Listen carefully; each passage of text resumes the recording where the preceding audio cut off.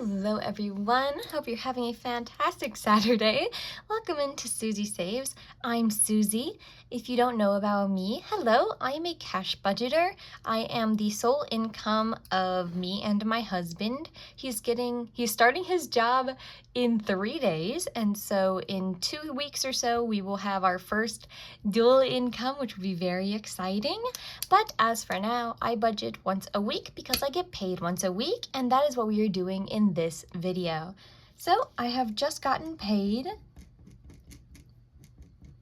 There we go, March the 28th. And since I get paid weekly, it's they're smaller paychecks, obviously. I worked a full 40 hours last week, so that is $790. I'm an organic carboxyl chemist, and my husband is going to be starting as an area manager at Amazon. So it'll be very exciting. He's going to get a bonus in his first check, so I do know that we won't be able to make budget plans off of that one, but at the end of April, about this time in April, we should be getting a very clear picture of what the budget for the rest of the year will look like, which is very, very exciting. So we're going to go ahead, we're going to cover expenses, savings, sinking fund, and debt, just to show you exactly where all of the money I've made this week is going. So first things first, we have our non-variable expenses. These are the same every week. For me, we have rent, our internet bill, and our gym subscription, our gym membership. Rent is $800 a month, and so there were 4 paychecks this month, so we just divide that by 4, and we're putting $200 down towards rent. Our internet bill is $91 a month, so we're going to divide that by 4. We always round up. It's better to be more prepared than less prepared, so we're putting $23 in there. And our gym membership is $17, which is not correctly divisible, so I've been saving $4 for 3 of the weeks and $5 for 1 week to get this number up. We did our $5 week last week, so it's a regular $4 week this week. We then have our variable expenses. For us, this is groceries, gas, charity, and then we have a miscellaneous category for unexpected things that may pop up during the week. So to figure out these numbers, you really need to kind of look at what you have been spending and a goal spending. So for us, when we really looked at it, we were spending a lot in groceries. So we actually didn't go to the groceries for a little while just for fruits and vegetables. And we did like a pantry challenge where we got a lot of our pantry staples out of the pantry. We had like 12 boxes of pasta, and there's only 2 of us. So we literally could have eaten pasta every day for 2 weeks. So we have been doing that. We are out now. We have stopped doing that, and we are now going to the stores. We make a list beforehand of everything that we want to have that week, what dinners will be, and then when we go to the store, we pick up those things. And a great number that has been working for us has been $60. This is not exactly the same as our non-variable expenses. This is a ceiling, right? So we could spend up to $60, but the goal really is to be under that. For gas, only I am driving currently, but my husband starts his job next week. He currently has money in his binder for his first week of gas, but we are going to be bumping this up probably next week to $100, and then we're going to see if that's enough. My commute is longer than his commute, but his car takes more gas miles than mine. So, like, his miles per gallon is worse, is what I meant. So we'll have to see if $100 or $50 a week for each of us is a feasible number. So that will be changing here shortly. For charity, I'm putting in $100. I have the goal to buy the Crash Course coin when it comes out in the end of May, beginning of June, I think is when it comes out. I want to buy the $500 one, and so I have been putting money aside for that the past couple of weeks. Miscellaneous always gets $30. I'm also thinking about bumping this up or adding a spending category here for my husband. So because we have been a single income household in very bare bones for like a year and a half, I don't give myself spending money, which I know a lot of people have commented on before. It was just, honestly, it was just not in the budget while we were trying to make this work. But now that my husband's getting a job and our income will at least double, I think it's a little more than double, I do think it's important to give at least him money off of his paycheck, because I do the finances, so I get to see the savings account going up and I get to see where the money goes, and I would love to add him into that equation, but right now he's not part of it. And so I do want him, and I think he would like money I can give him out of his paycheck that he knows is not tied up into anything else, right? So I handle this grocery money because I know that $60 is for groceries. He doesn't want me to hand him, say, $160 and then be like, what do you mean you spent $120? We need 60 of that for groceries. So I have not decided what that magic number is. I guess it should be a percent, but we really want our savings percent to be really high this year. So I'm still debating on how much of a percent to give both of us for like what's the word? Like spending money that can be used on anything. And so if you give yourself a spending category, I would love to know how much it is. If you do not have to put a number, but you can put a percent, because I think that would be really interesting. Like I said, right now, it's 0. I mean, technically this 30 could be my discretionary spending. I don't do that currently, but I could do that. I did that backwards. But that would still only be 3% of my paycheck that I would be giving to myself, which seems low, though it is weekly, so I know it's not terrible, but our savings rate has been at like 25%, and it's going to go up when my husband starts his job. So I would love to know how much of the paycheck you guys spend on anything you want, as long as your budget's working for you. I would love to hear your numbers. So if you have anything to say about that, please let me know. But these are all of our expenses, our non-variable and variable expenses, and they're going to add up to be, yeah, looks like just over half, or a bit over half of my paycheck, which is 467, which is not bad. $467 in expenses. As I said, I pay all the expenses of the house. There are 2 of us, so all of these will get essentially split in half. I don't know. I have a hard time because I see mine and my husband's money as our money. He has a hard time with that sometimes because obviously I'm the only one putting into that pool right now. But I would like it to just be like our money and not split it into like, oh, well, I'm making sure 100 of rent comes out of his paycheck and my paycheck. Like, I just want to put it all together and be like, here's what's left over. Let's distribute that. But that will not be a problem for another 2 weeks yet. We're going to move down here to sinking funds. I have 6 sinking funds. That is just the number that has been really good for me. I have been thinking about adding others, specifically like a summertime fun one. Oh, my cat's about to come up here.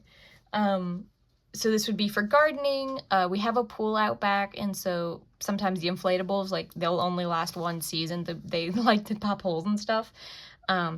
So stuff like that, I would love to maybe add a category for like summer fun or something like that. But I've not done that yet. When we get my husband's paycheck in and we're actually able to create more sinking funds, I'll talk to him about maybe a target we could hit or what he thinks would be great for that. Right now in sinking funds, we have car maintenance because you always need car maintenance. Your car is always going to need maintenance. It gets $10 a week. This will probably be doubled when we start having my husband drive full time, because his car is going to get wear and tear just as much as mine. We have car insurance. This is only my car insurance. I'm still on my family plan. He is still on his family's plan. And they've never asked him to pay that number. But we are adults now, and we're trying to move away from being so reliant on them. And so I would like to get that number and start being able to put towards that car insurance, as well as the phone bill. I currently pay my own, but he does not. And so I would love to have an adult discussion with his parents about taking on that responsibility. After that, we have our pets. We have 3 beautiful cats and 2 beautiful bearded dragons. And so they spend so much money. They only get $10 a week, but it's really hard to fully fund this category. The lizards, they are cold-blooded, so they need lights, and their lights burn out so quickly because they're on every day for like 12 hours at a time. The pets, in the summer, they need flea medicine, and then obviously food and litter. So, and then a yearly vet bill, which was about $400 this last year. And so I would like to at least get pets up to that $400 threshold.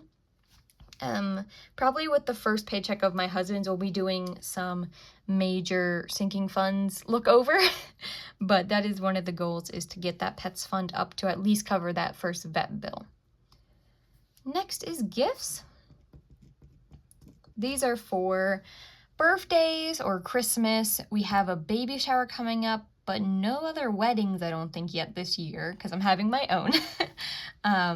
And so that gets $10. This has been a fine amount. We try to spend $50 per person when birthdays or Christmas come around. So the last birthday we went to, she didn't ask for presents. She just wanted people to come party, so we did that. And then the one before that did a dinner out, so we used gift money to pay for our dinner so we could go, because we don't have like a dining out fund. That's another thing we'll probably be adding. So we used the money from the gift fund instead to give them their wish. So this number has been fine.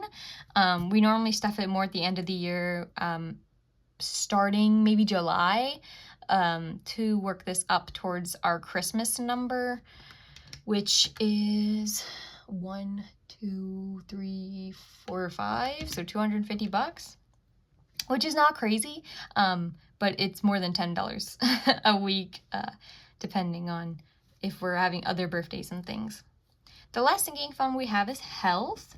So along with the gym, we also get protein, vitamin supplements sometimes. This also can be if we need anything for the bathroom, so like toothpaste, shampoo, hygiene products, right?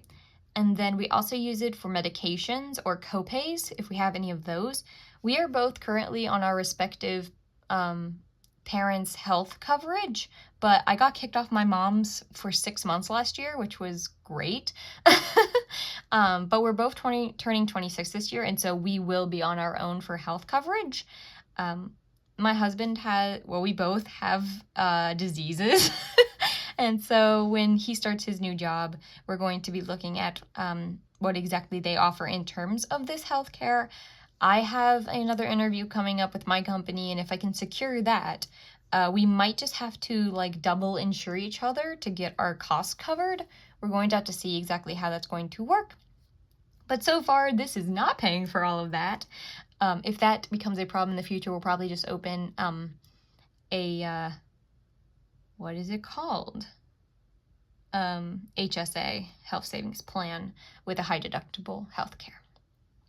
So far, health just gets $10, and that makes all of the sinking funds $66 in total.